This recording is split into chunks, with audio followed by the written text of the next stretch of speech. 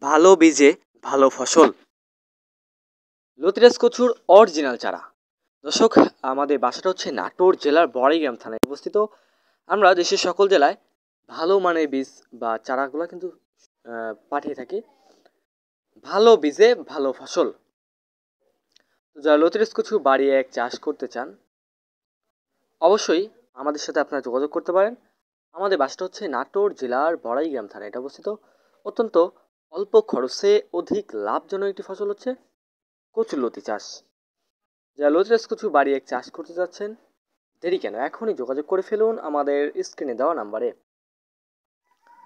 তো দর্শক, সস্তার বারো অবস্থা, আপনারা অল্প দামে নিম্নমানের চারা ক্রয় করে প্রতারিত হবেন না। ভালো মানের বীজ বা চারা সংগ্রহ করেন এবং চাষ করে লাভবান হন। দর্শক দেখতেছেন, এটা আমাদের চারার জমি। লতিগুলো কিন্তু না কেটে এগুলো কিন্তু চারা করা হচ্ছে। দর্শক, এখনই রোপণের মেইন উপযুক্ত সময়, চারা রোপণের মেইন উপযুক্ত সময় হচ্ছে এখন। তো যারা লতিরাজ কচু বাড়ি এক চাষ করতে যাচ্ছেন, এই যে দেখেন আসলে কি পরিমাণে লতি হয়ে আছে, যে ফলো করেন, আমি জুম করে দেখাচ্ছি কি পরিমাণে লতি হয়ে আছে।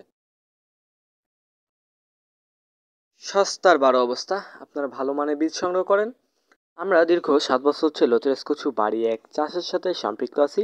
আপনারা চাইলে দেশের যে কোনো জেলায় চারাগুলো কিন্তু সুন্দরবন করতোয়া কুরিয়ার সার্ভিস বা এসে পরিবহন বা বাসের মাধ্যমে আপনারা নিতে পারেন। এটি 2 থেকে 2.5 হাত লম্বা হয়ে থাকে। মাত্র 12 থেকে 14টা লতিতেই 1 কেজি ওজন হয়ে যায়। তো দর্শক, যারা লতিরাজ কচু বাড়ি এক চাষ করতে যাচ্ছেন, দেরি কেন, এখনই যোগাযোগ করুন স্ক্রিনে দেওয়া নাম্বারে। এটি চারা রোপণের মাত্র 30 থেকে 35 দিন পর থেকে গাছে লতি আসা শুরু করবে। দর্শক, এটি সারি থেকে সারির দূরত্ব হবে 1.5 হাত এবং সারিতেই গাছের দূরত্ব হবে মাত্র 1 হাত। তো যারা লতিরাজ কচু বাড়ি এক চাষ করতে যাচ্ছেন, দেরি না করে এখনই যোগাযোগ করুন আমাদের স্ক্রিনে দেওয়া নাম্বারে।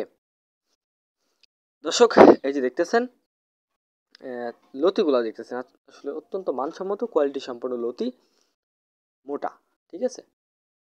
তো আপনারা চাইলে এটি মাঝারি ধরনের লম্বাও করতে পারবেন। তো এখনই কল করুন স্ক্রিনে দেওয়া নাম্বারে।